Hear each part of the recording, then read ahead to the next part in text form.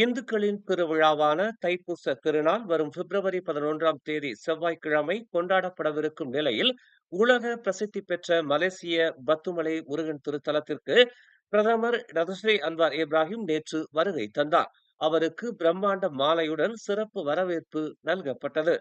திருத்தலத்திற்கு வருகை அளித்த பிரதமர் அங்கு நடைபெற்று வரும் மேம்பாட்டு பணிகளை பார்வையிட்டார். அதோடு கோயில் நிர்வாகத்தின் வேண்டுகோளின் பேரில் ஆலய மேம்பாட்டு பணிகளின் சில திட்டங்களுக்கு பிரதமர் ஒப்புதல் அளித்தார். உடன் வந்திருந்த ஸ்லாங்கூர் மந்திரி பசார் டதஸ்ரீ அமரடின் ஷாரியிடம் அதற்கான உத்தரவை பிறப்பித்தார்.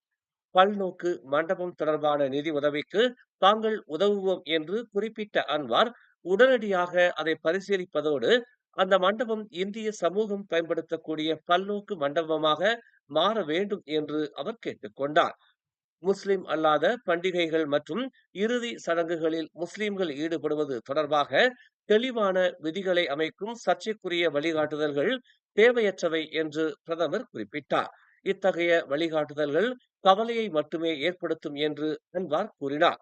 முஸ்லிம்களுக்கு விதிகள் தெரியும் என்பதால் இது போன்ற வழிகாட்டுதல்கள் தேவையில்லை என்று தாம் நினைப்பதாக அவர் தெரிவித்தார். இதுதான் வழக்கம் என்றும் நம் சமூகத்தில் விஷயங்களை சிக்கலாக்கி கவலையை ஏற்படுத்த வேண்டாம், இதைத்தான் அமைச்சரவை முடிவு செய்தது என்று செய்தியாளர்கள் மத்தியில் அன்வார் இதனை தெரிவித்தார். அரசியல்வாதிகள் வழிபாட்டு தலங்களுக்கு செல்வது பொதுவானது என்று அன்வார் குறிப்பிட்டார். தேசம் அமைதியாக இருப்பதை உறுதி செய்ய ஒவ்வொரு இன மற்றும் மத குழுக்களின் நலன்களையும் கவனிக்க வேண்டிய அவசியம் உள்ளது என்று அன்வார் கூறினார். இஸ்லாம் மலேசியாவின் அதிகாரப்பூர்வ மதமாக இருந்தாலும் நமது நாடு பல இனங்கள் மற்றும் பல மதங்களை கொண்டுள்ளது என்று அவர் சுட்டிக்காட்டினார். இஸ்லாமிய மத விவகாரங்களுக்கான தேசிய கவுன்சில் தலைவராக இருக்கும் பேரா சுல்தான் நஸ்ரின் ஷாவிடம் அமைச்சரவையின் முடிவை சமர்ப்பிக்கவிருப்பதாக அன்வார் கூறினார். முன்னதாக பத்துமலை கோயில் தலைவர் தான்ஸ்ரீ ஆர் நடராஜா பத்துமலை மண்டபத்தை மேம்படுத்துவதற்கான முன்மொழிவு மற்றும் கோயிலை சுற்றியுள்ள சுற்றுலா பகுதிகளை மேலும் மேம்படுத்துவதற்கான முயற்சிகள் குறித்தும் தமக்கு விளக்கமளித்ததாக அன்வார் தெரிவித்தார்.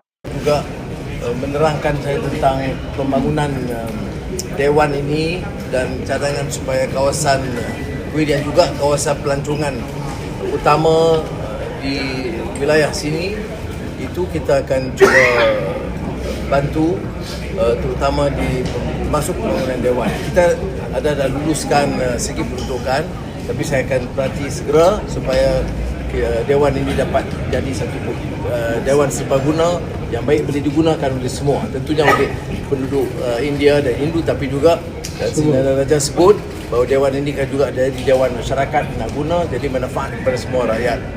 Jadi sekali lagi saya ucap terima kasih kepada Menteri Besar Selangor kerana akan bersama untuk menjelaskan dan mempercepatkan proses kelulusan yang telah tertangguh agak lama kerana status tanah dan masalah teknikal pentadbiran, dan ini dia akan selesaikan. Saya beritahu pada Tan Sri Raja, no problem.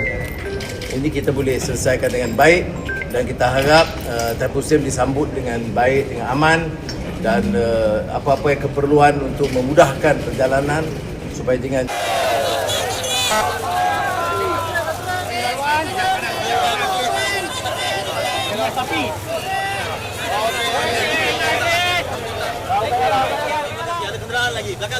மேலும் செய்திகளை தெரிந்து கொள்ள தமிழ் மலர் நாளிதழை பாருங்கள். உடனுக்குடன் செய்திகளை தெரிந்து கொள்ள தமிழ் மலர் இணையதளம், தமிழ் மலர் செயலி மற்றும் மலர் டிவி யூடியூப் சேனலை வலம் வாருங்கள். எங்களோடு இணைந்திருக்க மலர் டிவியை பதிவு செய்து கொள்ளுங்கள்.